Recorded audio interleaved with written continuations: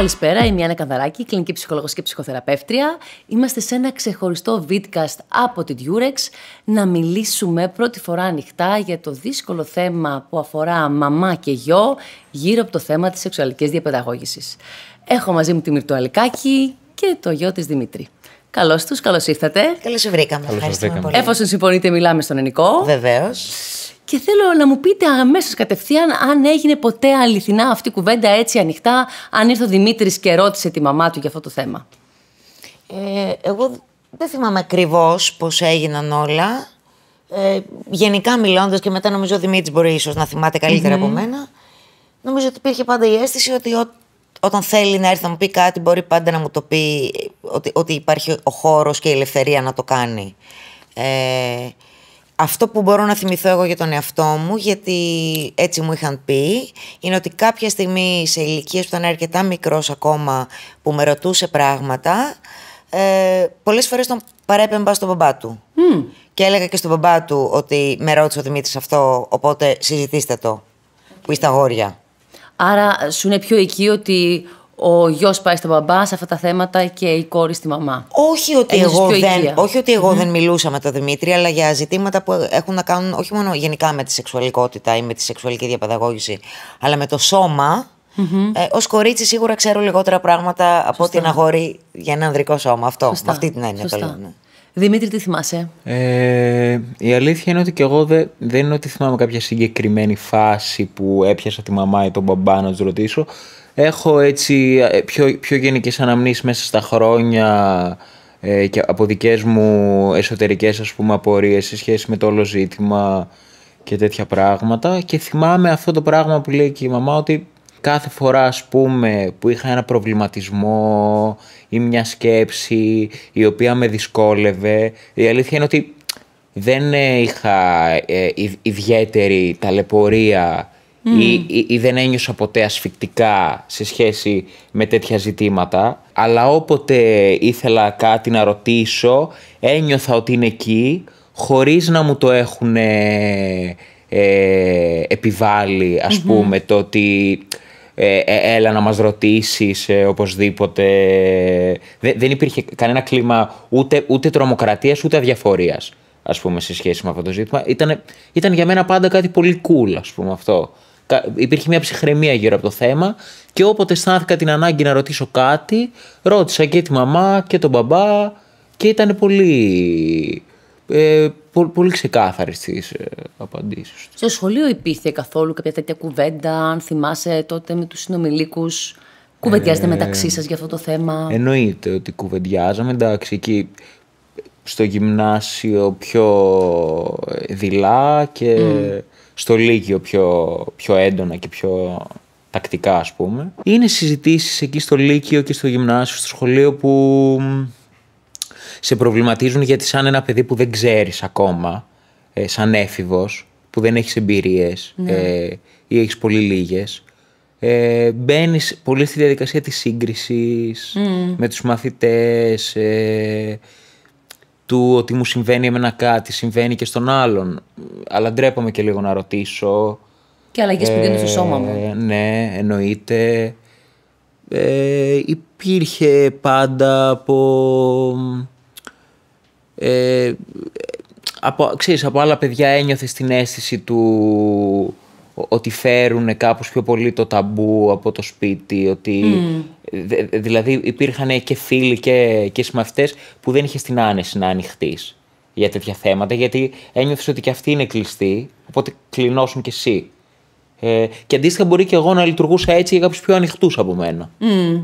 Από πού ήταν κυρίως η πρόσβαση?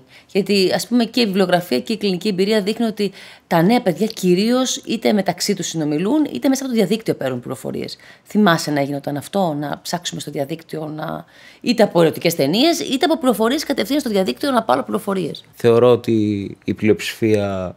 Ότι είναι αυτονόητο για σας. Είναι κάπως αυτονόητο για την πλειοψηφία. Πέρα από αυτό, θυμάμαι και τον εαυτό μου και σαν έφηβο πολλές φορές κάποιους προβληματισμούς δικούς μου ή σκέψεις ή αναζητήσεις που έψαχνα απαντήσεις. Είχα, ας πούμε, ανατρέξει πολλές φορές.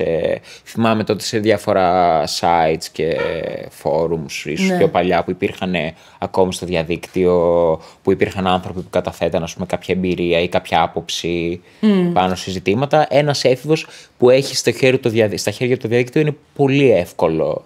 Εντάξει, αυτό είναι. Εδώ το κάνουμε για ένα σωρό άλλα πράγματα. Έτσι δεν είναι? Και είμαστε όλοι γιατροί και παντογνώστες. Ναι. Γιατί μελετάμε τα ιατρικά ζητήματα και τα ξέρουμε. Δεν θα το κάνουμε γι' αυτό. Προφανώς. Εγώ, επειδή τώρα μιλήσατε και για τις ερωτικές ταινίες και για το διαδίκτυο κτλ. Εγώ, ας πούμε, θυμάμαι μια συζήτηση συγκεκριμένη με τον Δημήτρη με αφορμή αυτό το θέμα. Και αυτό που θα ήθελα έτσι ως, ας πούμε, μαμά και γονιός να καταθέσω είναι ότι δεν ξέρω αν του έχω μιλήσει επαρκώς για πράγματα ή πόσο συχνά εγώ άνοιξα την κουβέντα. Ξέρω σίγουρα ότι τον έκανα πάντα να νιώσει ότι μπορεί να έρθει να μου μιλήσει. Αυτό όμως που θυμάμαι να του λέω σε σχέση με όλα αυτά τα ζητήματα, αλλά και γενικότερα, ως γενικότερη στάση απέναντι στη ζωή, εγώ πιστεύω πάρα πολύ στη διαφορετικότητα. Πιστεύω ότι ο κάθε άνθρωπος είναι ξεχωριστός. Και πιστεύω ότι όλα αυτά τα στερεότυπα και όλη αυτή η φυλακή μέσα στην οποία μεγαλώνουμε, ότι πρέπει να μοιάζουμε με τον άλλον, πρέπει να είμαστε σαν τον άλλον, ή αφού στο φίλο μου αρέσουν οι ερωτικές ταινίες ή οι ξανθιές ή οι ψηλές ή οι κοντές, πρέπει να μου αρέσουν και εμένα, ή τα αγόρια ή τα κορίτσια ή οτιδήποτε, έτσι.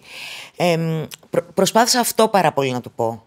Και επίσης προσπάθησα να του πω ότι αυτό που βλέπεις εκεί, να ξέρεις ότι είναι μια πολύ ειδική συνθήκη και δεν έχει σχέση με την πραγματική ζωή, σε τίποτα από αυτά. Αυτό δηλαδή είχα την ανάγκη πολύ έντονα να του το πω, γιατί είχα ψυχανεμιστεί ότι κυρίως γαλουχούνται μέσα από αυτό το πράγμα. Και επειδή θυμάμαι τον εαυτό μου, όταν πρώτο ήρθα σε επαφή με τέτοιες εικόνες και όντας και μια άλλη γενιά, εγώ θυμάμαι ότι έπαθα σοκ. Ναι. Δηλαδή, εγώ έπαθα απόθυση, ας πούμε. Και λέω πώς μπορεί να νιώθει ένας άνθρωπος που παθαίνει απόθυση, αλλά ντρέπεται να πει ότι νιώθει απόθυση και πρέπει να... Είναι πολύ Οπότε θυμήθηκα τον εαυτό μου και πάντα στα παιδιά μου προσπαθώ να χρησιμοποιώ τον εαυτό μου ως παράδειγμα και να εκτεθώ κι εγώ ίδια και να πω στο Δημήτρη, ας πούμε, ή στον αδερφό του, τον Γεωργή, ότι ξέρεις κάτι, κι εγώ νιώθω άσχημα με αυτό. Ή εσύ μπορεί να μην νιώθεις. Είναι cool αυτό. Και σε αυτό να προσθέσω, ήθελα ότι θεωρώ πολύ αρκετά δύσκολος στις ηλικίες αυτές για έναν έφηβο ή μια έφηβη που έχει ενεργοποιημένη και μια πιο ρομαντική, πιο ευαίσθητη, πιο τρυφερή πλευρά. Είναι πολύ πιθανό να υπάρξουν φάσεις, μπορεί να μην είναι μια μόνιμη κατάσταση, αλλά είναι πολύ πιθανό να υπάρξουν φάσεις, καταστάσεις ή στιγμές που θα σε κλειδώσει, θα σε αγχώσει μια ερωτική ταινία που θα δεις ακόμα περισσότερο στο διαδίκτυο. Δηλαδή για μένα υπήρξαν φάσεις που λειτουργήσε έτσι, σε φάσεις εφηβείας, πιο τρυφερές, πιο συναισθηματικές, ας πούμε. Παρότι είναι κάτι που, επειδή είναι ένα κομμάτι της γενιάς μου, πλέον είμαι πολύ συνηθισμένος και εξοικειωμένος με αυτό το κομμάτι και δεν θα ήθελα σε καμία περίπτωση να το δαιμονοποιήσω. Αλλά θεωρώ ότι για έναν έφηβο μπορεί να λειτουργήσει ανά στιγμές και έτσι. Πάντοτε λειτουργεί έτσι, εγώ να το συμπληρώσω. Διότι είναι κάτι το οποίο είναι άγνωστο. Υποθείτε πως πηγαίνω εκεί να πάρω πληροφορία για να μάθω περισσότερα. Παίρνω, όπως το είπες πολύ σωστά, μια εντελώς πλασματική πληροφορία, καμία σχέση με την πραγματικότητα. Να βάλω και το πιο απλό, ότι δεν υπάρχει καμία αποτυχία, όλα λειτουργούν ρολόι, όλα είναι. Δεν υπάρχει καμία διάθεση για προφύλαξη, είναι όλα εύκολα. Καμία σχέση. Γίνεται μια αγώνας και μια επίδειξη ικανοτήτων, δυνατοτήτων. Και τελικά, όντως, επιβεβαιώνεται κιόλας ότι ειδικά σε ένα νέο που μπαίνει μέσα για να πάρει μια πληροφορία, τελικά πιο πολύ τρομάζει και τον απομακρύνει ακόμα περισσότερο. Κάτι άλλο που έχουμε συζητήσει με τον Δημήτρη, γιατί εμένα με έχει απασχολήσει πάρα πολύ και στην προσωπική μου ζωή, αλλά και βλέποντας τον κόσμο πώς αλλάζει και πώς προχωράει. Είναι πάρα πολύ ωραίο πράγμα να έχουμε έναν ερωτικό σύντροφο κατά βάση για... χάρη μιας έλξης αρκικής και μιας απόλαυσης, αλλά στην πραγματικότητα οι άνθρωποι προχωρούν σε όλα τα επίπεδα της ζωής, και ως προς τη σεξουαλικότητά τους και ως προς το να γνωρίσουν τον εαυτό τους, όταν δεσμεύονται απέναντι σε έναν άνθρωπο και όταν έχουν αισθήματα με έναν άνθρωπο. Και δεν το λέω αυτό καθόλου, ειλικρινά καθόλου με ηθική διάσταση, τι είναι καλό και τι κακό. Λέω όμως ότι η αγάπη και ένα ασφαλές περιβάλλον για κάποιους ανθρώπους μπορεί να είναι ευεργετικό στο να ανοίξουν. Για άλλους μπορεί να λειτουργεί ανάποδα, μπορεί να τους τρομάζει η αγάπη. Δεν ξέρω. Όχι, αλλά όλα υπάρχουν. Ναι. Αλλά για μένα είχε μια αξία να το πω αυτό στο Δημήτρη. Γιατί, ας πούμε, για παράδειγμα, στο διαδίκτυο και σε όλες αυτές τις εικόνες, αυτή η έννοια δεν υπάρχει καθόλου. Πουθενά. Όλο το κομμάτι, ίσα-ίσα το κομμάτι της εμπιστοσύνης δεν υπάρχει καθόλου. Είναι το ή επίσης όλοι έχουμε φαντασιώσεις και μπορεί να είμαστε οι χειρότεροι στις φαντασιώσεις μας. Ναι. Έτσι. Εγώ πολλές φορές σκέφτομαι ότι αυτό είναι το υπέροχο με τις φαντασιώσεις. Ότι είσαι ελεύθερος να κάνεις ό,τι θες, αλλά δεν χρειάζεται να το κάνεις στα αλήθεια. Ναι. Επίσης, έτσι. Σωστά. Άλλο η φαντασίωση, αλλά η πραγματικότητα. Ναι, γιατί να πρέπει να πραγματοποιήσουμε όλα αυτά τα πράγματα. Και ένα κομμάτι για μένα που αρκετά προβληματικό είναι το γεγονός ότι είναι σοβαρή έλλειψη στη σεξουαλική διαπαιδαγώγηση των νέων ανθρώπων, ότι αυτό ακριβώς με τις φαντασιώσεις, ότι οι φαντασιώσεις δεν απενοχοποιούνται, ίσα-ίσα δαιμονοποιούνται, με αποτέλεσμα να καταπιέζονται τόσο πολύ τα παιδιά. Η καταπίεση της φαντασίωσης είναι κάτι που θεωρώ ότι συμβαίνει πολύ στα ελληνικά σπίτια. Είναι κάτι πολύ ανθυγιεινό. Μην πάμε στο κομμάτι της φαντασίωσης, οποιοδήποτε, γιατί υπάρχει πάρα πολύ ενοχοποίηση στο κομμάτι και της ερωτικής επαφής. Εγώ θα ρώταγα ότι Μυρτώ, έχεις 2 αγόρια. Δεν ξέρω πόσο θα άλλαζε το κομμάτι του να έχεις κορίτσια. Το βλέπουμε πάρα πολύ ότι υπάρχει εντελώς διαφορετική αντιμετώπιση. Έχουμε αγωνία τα αγόρια μας, μήπως μείνουν ανενεργά. Απ' την άλλη, τα κορίτσια μας θέλουμε να είναι εντελώς ανενεργά, αν μπορούμε, όσο πιο αργά γίνεται. Πόσο θα άλλαζε αν είχες κόρες?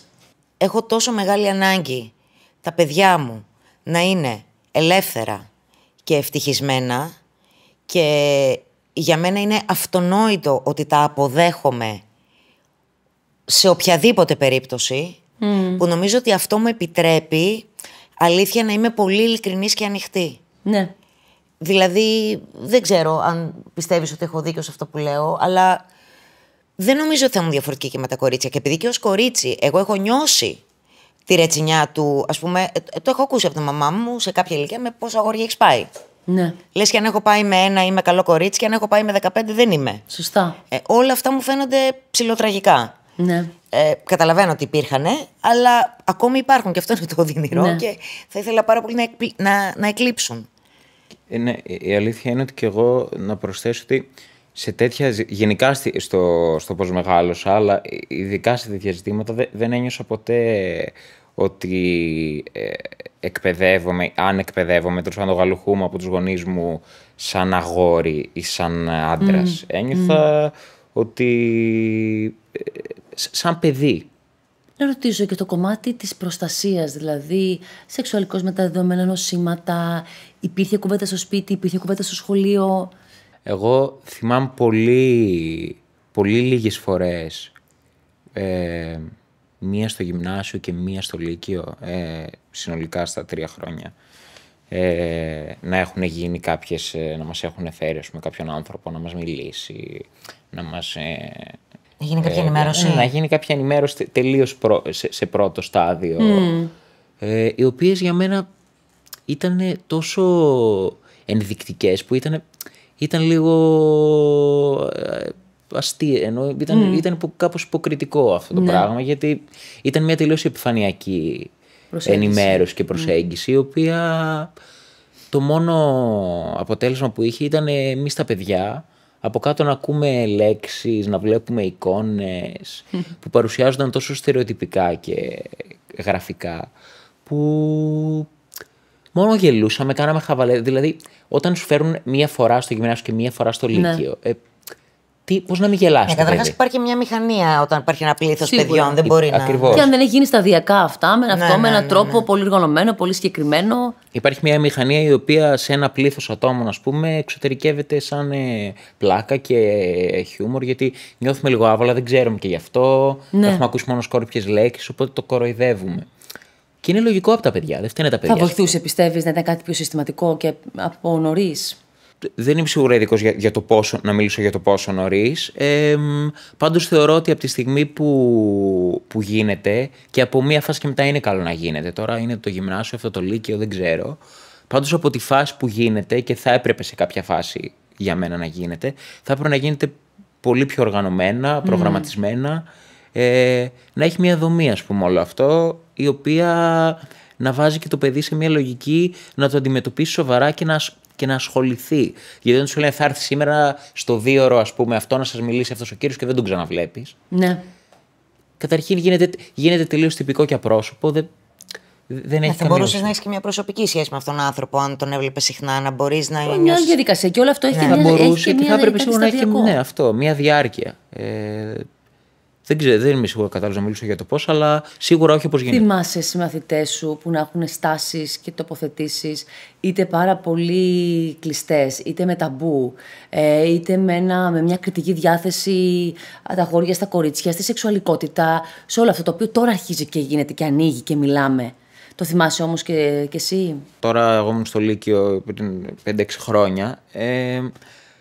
Θυμάμαι ότι δεν ήταν τόσο ok για ένα αγόρι να πει ότι ξέρεις είσαι κοπέλα, δεν είναι τόσο ok να κρίνει μια κοπέλα. Δηλαδή ένα αγόρι ήδη και καλός, αν είχε μια τέτοια άποψη, δεν θα την εξέφραζε εύκολα και ανοιχτά. Παρ' όλα αυτά έχει τύχει να βρεθώ σε συζητήσεις πιο κλειστού κύκλου τότε, που άκουγες πράγματα τα οποία εγώ ένιωθα πολύ, πολύ ξένα, ας πούμε, μέσα σε τέτοιες συζητήσεις και πολύ άβολα, γιατί ήταν αυτό που λες, ότι υπήρχε κριτική απέναντι σε μια κοπέλα που ήθελε να εκφραστεί σεξουαλικά και να ζήσει ό,τι ένιωθε, ας πούμε, η οποία συνήθως ήταν και πολύ πιο ελεύθερη και συνειδητοποιημένη από όλους αυτούς που την κρίνανε. Έχει αρχίσει, ρωτάω και τους δύο, έχει αρχίσει να μαλακώνει πια αυτό το πράγμα. Η γυναίκα με όσους λιγότερους, ο άντρας με όσους περισσότερους, μια κοπέλα περπατημένη γιατί λέγαμε και το κουβεντιάζω εδώ και με τους γονείς που έρχονται, ότι ακόμα και αυτό ότι μια γυναίκα να δούμε αν είναι έτοιμη, ένα κορίτσι αν είναι έτοιμο, αλλά το αγόρι πρέπει να είναι έτοιμο. Γιατί και ένα αγόρι μπορεί να μην είναι έτοιμο. Γι' αυτό και δεν το απαγορεύουμε. Νομίζω ότι αυτές οι αλλαγές έρχονται πάρα πολύ σταδιακά. Νομίζω ότι έχει πάρα πολύ να κάνει με το ότι τα αγόρια εξειδανικεύουν πάρα πολύ τη μαμά τους και είναι πάρα πολύ δύσκολο όταν αγαπούν μια γυναίκα και θέλουν να τη σέβονται να μην τη συγκρίνουν με τη μαμά τους. Οπότε ίσως θα έπρεπε όλες εμείς οι μαμάδες που έχουμε αγόρια και κορίτσια να αρχίσουμε να λέμε στα παιδιά μας ότι κοίταξε να δεις, ναι, υπήρξε ο μπαμπάς σου, αλλά υπήρξαν και κάποιοι άλλοι άνθρωποι. Δηλαδή, πρώτα από εκεί πρέπει να ξεκινήσουμε. Γιατί υπάρχουν και μαμάδες που δεν υπήρξαν και το κουβαλάνε και αυτό. Ναι, εγώ αυτό που σκεφτόμουν, ας πούμε, είναι ότι η πορεία του κάθε ανθρώπου, γι' αυτό το είπα και πριν, είναι εντελώς ξεχωριστή. Για μένα, όσο θεμιτό είναι να βρεις τον άνθρωπο της ζωής σου στα 17 και να γεράσεις μαζί του και να είναι ένας, γιατί πιστεύω ότι μπορεί να συμβεί και αυτό, και το θεωρώ υπέροχο, άλλο τόσο υπέροχο και μια χαρά είναι το να κάνεις μια άλλη διαδρομή στη ζωή σου. Γιατί πρέπει όλοι να ακολουθούμε μία πεπατημένη. Είναι κάτι που δεν το κατάλαβα ποτέ στη ζωή μου. Δεν καταλαβαίνω καθόλου την ιστορία με τις ταμπέλες. Δηλαδή, αντιστέκεται το σύστημά μου από όταν ήμουν πάρα πολύ μικρή σε αυτό. Οπότε, για να επανέλθω στην ερώτηση που έκανες, νομίζω ότι έτσι αλλάζει ο κόσμος. Γιατί κυρίως παίζει ρόλο το παράδειγμα που δίνεις. Διότι αν εγώ λέω κάτι στα παιδιά μου, αλλά συμπεριφέρομαι με έναν εντελώς διαφορετικό τρόπο.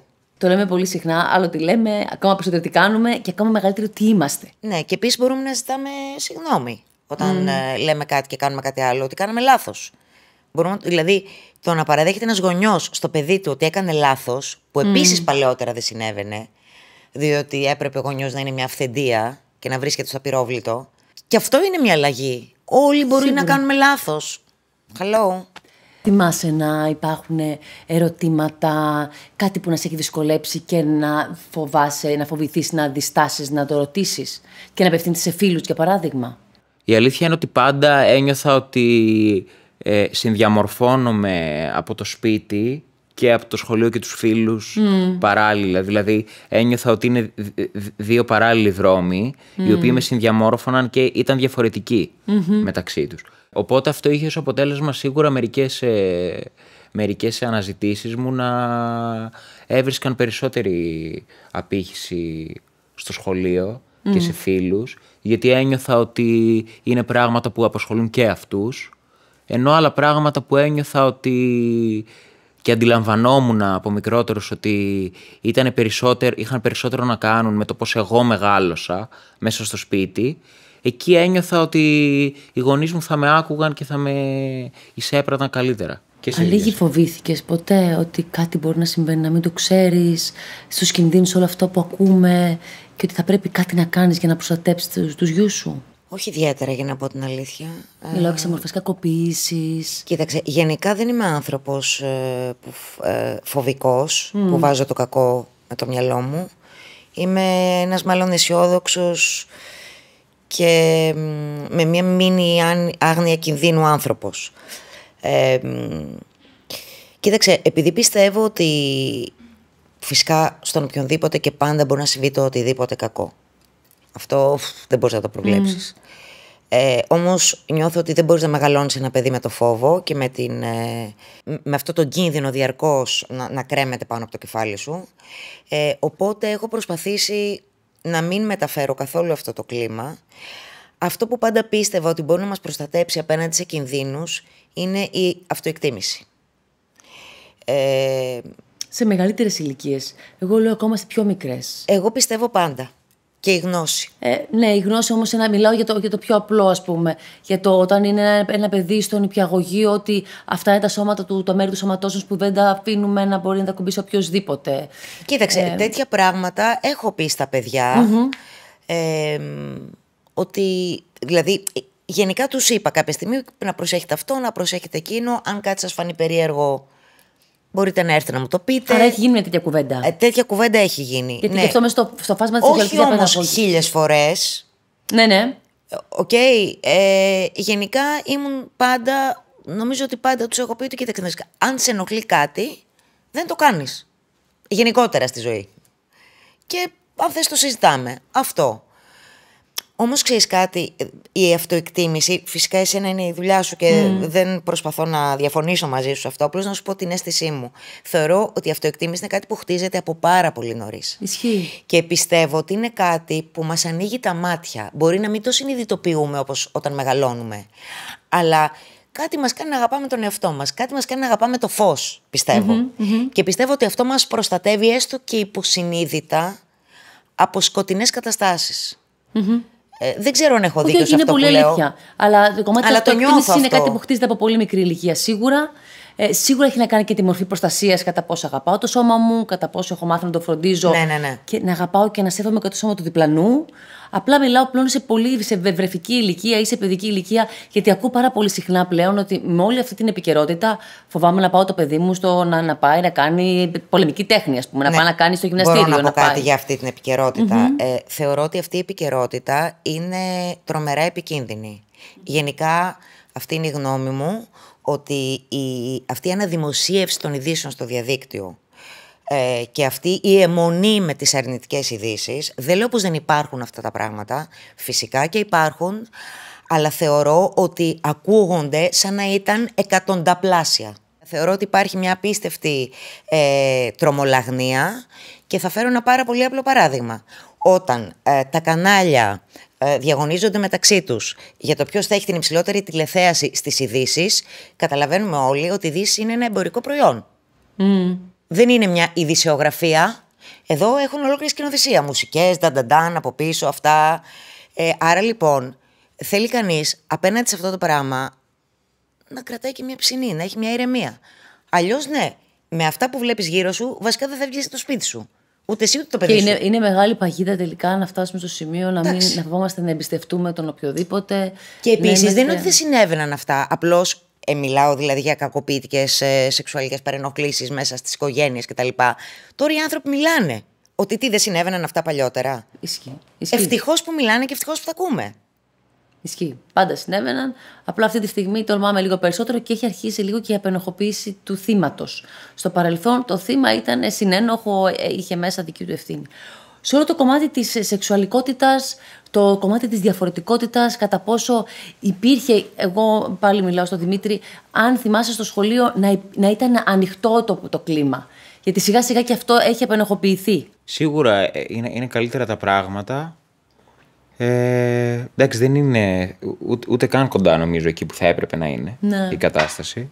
Θέλω να πω, έχουμε δει και περιστατικά πολύ πρόσφατα. Το ότι είναι καλύτερα δεν ξέρω αν από μόνο του είναι τόσο αισιόδοξο. Με την έννοια ότι δεν ξέρω, νομίζω ότι σε σχέση με πριν από 10 ή 15 χρόνια θα ήταν αδύνατο να είναι χειρότερα. Σωστό. Δηλαδή τα ερεθίσματα είναι. Τα ερεθίσματα είναι. Τρομακτικό. Ναι, και μιλάμε και για μια εποχή που τα ερεθίσματα είναι και από το εξωτερικό, είναι μέσα από τα social, από την τεχνολογία, είναι απίστευτα πολλά για να μην έχει υπάρξει μια μικρή βελτίωση. Τώρα, πόσο ουσιαστική είναι αυτή η βελτίωση, δεν ξέρω, γιατί κατά τη γνώμη μου υπάρχει και πολλή υποκρισία ως προς αυτό το ζήτημα. Ας πούμε, έχω βρεθεί και εγώ σε παρέες που, όχι στα χρόνια του σχολείου ας πούμε, που ως προς ζητήματα διαφορετικότητας, αλλά και όπως είπα και πριν απέναντι σε κορίτσια και γενικά ως προς τη διαφορετικότητα της σεξουαλικότητας, ας πούμε, σε ευρύτερους κύκλους μιλούσαν όπως ξέραν ότι τους παίρνει να μιλήσουν. Ναι. Ενώ σε πιο κλειστούς κύκλους και σε επίπεδο παρέας άκουγες πράγματα που τώρα ο 16χρονος αυτός με μένα πιεζόταν απίστευτα πολύ να βρίσκεται σε τέτοιες παρέες και συνθήκες. Ναι. Δεν ξέρω αυτή τη στιγμή, ας πούμε, 5-6 χρόνια μετά που βρίσκεται η κατάσταση. Ελπίζω και πιστεύω ότι προς το καλύτερο κινείται συνεχώς. Σίγουρα έχουμε πολύ δρόμο. Δημήτρη, αν μας ακούνε τώρα κάποιοι γονείς που έχουν παιδιά τα οποία είναι στην εφηβεία, τι κατεύθυνση θα τους έδινες?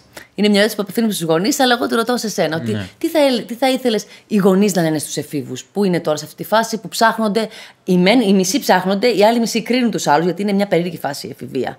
Από τη μια πλευρά δεν θέλω κανείς να ασχολείται μαζί μου, από την ίδια στιγμή νιώθω ότι όλοι ασχολούνται μαζί μου, θέλω να ασχοληθούν μαζί μου, αλλά και δεν θέλω κιόλας. Νιώθω ντροπή, αλλά κρίνω και τους πάντες. Οπότε είναι δύσκολο. Τι θα τους έλεγες? Πρώτα απ' όλα να αντιληφθούν όσο μπορούν την αλλαγή της εποχής σε σχέση με όταν εκείνοι πιθανόν ήταν σε μια τέτοια ηλικία, να θυμηθούν τις δυσκολίες που σίγουρα οι ίδιοι περνούσαν και τις ανασφάλειες και τις αναζητήσεις που είχαν σε ανάλογες ηλικίες, και είναι πολύ κλισέ, αλλά με ό,τι σημαίνει αυτό να είναι ουσιαστικά δίπλα στα παιδιά τους. Και το δίπλα στο παιδί μου δεν σημαίνει ούτε δεν λέω τίποτα και το αφήνω αν θέλει κάτι να έρθει να μου πει, ούτε είμαι μπάστακας, ας πούμε, πάνω από το κεφάλι του. Αυτό δεν είναι δίπλα στο παιδί μου, κατ' εμέ. Θεωρώ ότι πρέπει να υπάρχει μια ουσιαστική ειλικρινής σχέση, και η ειλικρίνεια προσδιορίζεται από το να λες, όχι να λες τα πάντα, να λες αυτά που νιώθεις στο γονιό σου, στο παιδί σου, που νιώθεις ότι θες να πεις. Αυτά, νομίζω ότι αν οι σχέσεις είναι ανοιχτές, θα πάει καλύτερα η φάση. Μυρτώ, τι θα έλεγες σε τους γονείς που τώρα έπαιρναν αυτή τη φάση? Εντάξει, εγώ θα έλεγα στους γονείς, και στον εαυτό μου το λέω κάθε μέρα, ότι είναι πολύ καλό πράγμα στη ζωή αυτή να κοιτάμε το πρόσωπό μας στον καθρέφτη, πρώτα απ' όλα. Ναι. Το πιο εύκολο πράγμα είναι να κρίνεις, να σχολιάζεις, να βλέπεις φανταστικούς εχθρούς. Για άλλον είναι ένας ομοφυλόφιλος, για άλλον είναι ένας Πακιστανός, για άλλον είναι δεν ξέρω τι. Ναι. Και να έχουμε τα μάτια μας ανοιχτά, διότι όσο μια μερίδα της κοινωνίας προσπαθεί να μας τραβήξει προς το να είμαστε πιο ανοιχτοί, βλέπουμε, και το βλέπουμε όλο ένα, ότι υπάρχει μια άλλη μερίδα της κοινωνίας που γίνεται όλο και πιο συντηρητική και πιο μαύρη και πιο σκοταδιστική, Και άρα υπάρχει μια διαλκυστίνδα και πού θα βρεθούμε. Δηλαδή, αυτό θα έλεγα. Απλά, ήρεμα, δεν χρειάζονται τρομερές φανφάρες. Εδώ να είμαστε, να λέμε την αλήθεια και να είμαστε κοντά ένας στον άλλον. Και πιστεύω ότι όλα θα πάνε καλά. Σκέφτομαι τώρα, έτσι πως άκου και τους δύο, πόσο δύσκολο είναι για ένα γονιό ο οποίος είναι στερημένος. Γιατί συνήθως από εκεί ξεκινάει το κλείσιμο και ο σκοταδισμός και ο φόβος. Δεν είναι μόνο στην άγνοια. Είναι σε ανθρώπους οι οποίοι έχουν στερηθεί οι ίδιοι την επιθυμία, την ευχαρίστηση, την απόλαυση, την ελευθερία της δικής σου της επιθυμίας, την ελευθερία του να μπορέσεις να ζήσεις. Άρα σου φαίνεται επικίνδυνο οποιοδήποτε άνθρωπος πάει να απολαύσει και να ευχαριστηθεί. Οπότε γονείς οι οποίοι είναι στερημένοι, γι' αυτό και τους καμαρώνω πάρα πολύ τους γονείς που έχονται μαμάδες ή μπαμπάδες που έχουν στερηθεί και λένε ότι εγώ θέλω τα παιδιά μου να είναι ελεύθερα, να ευχαριστηθούν, να απολαύσουν. Υπάρχουν πολλοί τέτοιοι άνθρωποι. Υπάρχουν τέτοιοι άνθρωποι. Ναι. Και είναι πάρα πολύ συγκινητικοί αυτοί οι άνθρωποι. Ναι. Πάντα. Που κάνουν μια πολύ μεγάλη διαδρομή. Υπέρβαση. Εγώ το λέω πολλές φορές αυτό για μένα, ότι εγώ μεγάλωσα σε ένα σπίτι μου πάρα πολύ τυχερή. Ναι. Σε πάρα πολλά ζητήματα. Ειλικρινά δεν έχω κάνει καμία υπέρβαση. Έχω γίνει μια καλή εκδοχή αυτού που αναμενόταν να βγει από το σπίτι μου. Αλλά υπάρχουν άλλοι άνθρωποι που πραγματικά έχουν κάνει υπέρβαση. Και γίνεται, αυτό μπορεί να συμβεί. Μπορεί να συμβεί από τη στιγμή που θα πάρω εγώ την προσωπική μου ευθύνη να πω ότι θα το πάω προς άλλη κατεύθυνση από αυτό που εγώ κουβαλάω από πίσω. Και έτσι αλλάζει ο κόσμος. Να βγαίνεις, ας πούμε, και εγώ εκτιμώ πάρα πολλοί ανθρώπους και παιδιά της ηλικίας μου και της γενιάς μου που κάνανε ακριβώς αυτό που λες, ότι βγήκανε από πλαίσια και στεγανά, ας πούμε, στα οποία θα μπορούσαν να έχουν από την οικογένειά τους περιοριστεί. Ναι. Από αυτά, όταν βγαίνεις από αυτό, νομίζω ότι αυτοί οι άνθρωποι είναι και απίστευτα δυνατοί και πολύ όμορφοι άνθρωποι. Ναι, και είναι κυρίως γι' αυτό λέμε ότι κάποιος ο οποίος κουβαλάει μια αδικία, ότι εγώ νιώθω αδικημένος σαν μαμά ή σαν μπαμπάς, και γιατί εκείνος να είναι διαφορετικός, γιατί να έχει πιο ευκολία, γιατί μη συνειδητές είναι αυτές τις διαδικασίες. Οπότε κλείνω δρόμους και είναι πάρα πολύ κρίμα. Ας ποντάρουμε σε αυτούς τους ανθρώπους που πραγματικά το πάνε αλλιώς και επιλέγουν το πάνε αλλιώς. Περιστατικά revenge porn υπήρχαν, ναι, τα έχεις ακούσει στην εποχή σου, όταν ήσουν στο σχολείο. Δημήτρη, να ξεκινήσω από σένα. Στον κοντινό μου κύκλο δεν θυμάμαι ποτέ κάποιο περιστατικό. Τώρα από εκεί και πέρα έχει τύχει να ακούσω από φίλους φίλων και γενικά από συνομήλικους εκείνη την εποχή, ας πούμε. Έχει τύχει να ακούσω περιστατικά. Θυμάμαι σε ευρύτερους κύκλους και του σχολείου τότε εκείνη την εποχή να έχουν συμβεί πράγματα, απλά όχι στις παρέες μου. Υπάρχει φόβος, μήπως. Ναι, θυμάμαι πολύ και το φόβο, εννοείται ότι υπήρχε. Κυκλοφορήσει κάτι, μήπως. Ναι. Αυτό το πράγμα υπήρχε. Ήτανε μάλιστα η εποχή που είχε ξεκινήσει αρκετά να συμβαίνει, να πρωτοσυμβαίνει τότε. Δηλαδή ήταν μια φάση που δεν ήταν όπως σήμερα, που δυστυχώς είναι ένα φαινόμενο το οποίο έχει κάπως εδραιωθεί. Δυστυχώς. Τότε ήταν πιο ανερχόμενο και ειδικά επειδή και εμείς ήμασταν σε μια ηλικία, δηλαδή μας πέτυχε, τη δική μου γενιά μας πέτυχε στη φάση που κάπως πρωτοξεκινούσε να διαδίδεται τουλάχιστον περισσότερο και να γνωστοποιείται και να συζητιέται. Δεν ξέρω αν θες να πεις κάτι Μυρτώ γι' αυτό.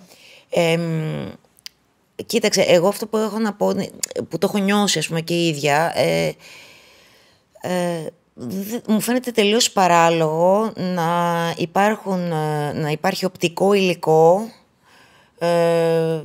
των ανθρώπων σε φάση ερωτικών περιπτύξεων, σεξουαλικής δράσης ή γενικώς γυμνά σώματα κτλ. Δηλαδή είναι πάρα πολλοί οι άνθρωποι για τους οποίους βάζουμε το χέρι μας στη φωτιά σε αυτόν τον κόσμο και απέναντι σε όλους τους άλλους πρέπει να είμαστε επιφυλακτικοί. Αν ένας άνθρωπος έχει ένα τέτοιο υλικό, τώρα μπορεί αυτό να συμβεί χωρίς να το ξέρω, που είναι μια άλλη ιστορία. Ναι, αλλά να βάλουμε και κάτι άλλο. Θες να πεις κάτι, Δημήτρη? Ναι, θέλω να προσθέσω ότι καταλαβαίνω το κομμάτι της προστασίας του εαυτού μου. Παρ' όλα αυτά, επειδή είμαι ένας άνθρωπος που ανήκω σε αυτή τη γενιά, θέλω να πω ότι είσαι εξοικειωμένος με το οπτικό υλικό, εννοείς? Και είμαι εξοικειωμένος με το οπτικό υλικό και είμαι εξοικειωμένος και με τις επιθυμίες, ναι, και με τον οποιοδήποτε τρόπο μπορεί ένα ζευγάρι να θέλει να περάσει καλά σε μια προσωπική στιγμή. Δεν θα το κρίνω σε καμία περίπτωση. Δεν είναι για να το κρίνω. Όχι, αλλού θέλω να καταλήξω. Σε καμία περίπτωση δεν θα ήθελα ένας άνθρωπος να περιορίζεται και να αυτολογοκρίνεται στο πώς θα εκφραστεί σεξουαλικά. Είτε μιλάμε για να μαγνητοσκοπήσει μια σεξουαλική, ας πούμε, στιγμή, είτε να στείλει κάποιο υλικό σε κάποιο σύντροφο ή σε κάποιον που εκείνη τη στιγμή νιώθει την άνεση να το κάνει. Δηλαδή θέλω να πω σε αυτό που λες, που καταλαβαίνω ότι η πρόθεσή σου είναι απόλυτα η προστασία του εαυτού σου. Παρ' όλα αυτά δεν είναι okay, δεν μπορώ να πάρω η θέση υπέρ του να ποινικοποιήσουμε την εμπιστοσύνη. Ναι, απλώς ξέρεις, συγγνώμη σε διακόπτω, ξέρεις ποιο είναι το σημείο που κάνει τζιζ εδώ. Δεν είναι το θέμα να ποινικοποιήσεις κάτι, αλλά στη ζωή, μαζί με την απόλαυση, υπάρχουν και τα όρια. Κάποια πράγματα θέλουν όρια. Δηλαδή, όπως δεν δίνεις την πιστωτική σου κάρτα στον οποιονδήποτε, δεν τη δίνεις σε 15 άτομα. Πάντως, ούτε αυτή τη στιγμή όμως τη μοιράζεσαι με 15 άτομα. Ναι, θα συμπληρώσω εγώ κάτι. Διότι προφανώς θα υπάρχει αυτό το υλικό κάποιες φορές, ειδικά τώρα που όλοι έχουμε μια κάμερα πάρα πολύ εύκολα.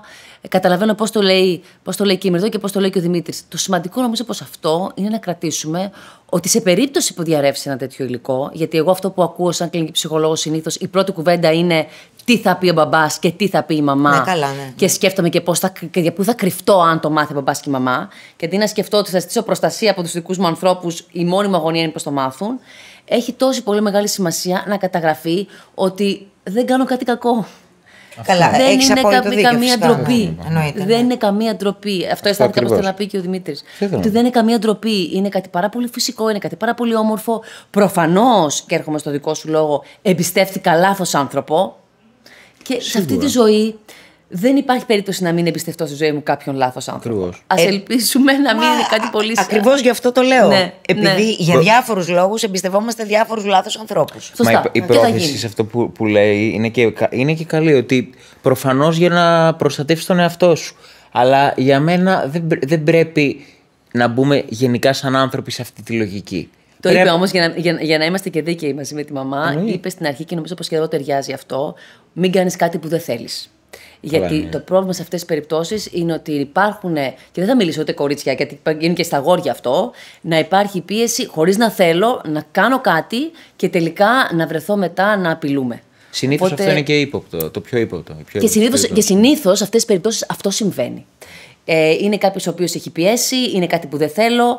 Οπότε νομίζω πως, αν θα την κάνω την ερώτηση, ίσως από τις πιο σημαντικές συμβουλές που ακούστηκαν και στη σημερινή συνάντηση, μην κάνεις κάτι που δεν θέλεις επειδή σε πιέζει ο άλλος, επειδή είναι στη μόδα, επειδή θα πρέπει να γίνεις αποδεκτός.